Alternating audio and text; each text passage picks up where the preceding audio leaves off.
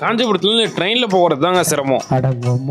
எப்போவுமே 5 நிமிஷத்துக்கு ஒரு பஸ் இருக்குங்க. அதுலேயுமே பார்த்தீங்கன்னா புதுச்சேரியிலேருந்து நிறைய பஸ் வந்து டேரெக்டாக திருப்பதிக்கே ஆப்ரேட் பண்ணுறாங்க. அந்த பஸ் எல்லாம் பார்த்தீங்கன்னா காஞ்சிபுரம் வழியாக வந்து தாங்க போகும். ஆனால் நான் வந்து அரக்கோணம் வரையும் தாங்க ட்ராவல் பண்ண வேண்டியது இருந்து. நீங்கள் வந்து ட்ரெயினில் தான் போய் தீருவேன் அப்படின்னா காஞ்சிபுரத்தில் நீங்கள் அரக்கோணம் போயிட்டு அங்கேருந்து வந்து நிறைய ட்ரெயின் ஃபெசிலிட்டி இருக்குது. நீங்கள் அங்கேருந்து ட்ரெயினில் போகலாம். இந்த பஸ்ஸில் பார்த்தீங்கன்னா ஆல்மோஸ்ட் எல்லாமே ஃபுல் கூட்டம் ஆயிடுச்சு. எல்லாருமே திருப்பதி போக தான் போகிறாங்க.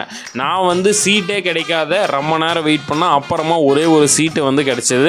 இந்த சீட்டை வச்சே நான் கடைசி வரையும் நம்ம போய் சேர்ந்து வரணும்டான்ற மாதிரி தாங்க நினச்சி எப்படியே காஞ்சிபுரத்துலேருந்து அரக்கோணத்துக்கு கிளம்பியாச்சு.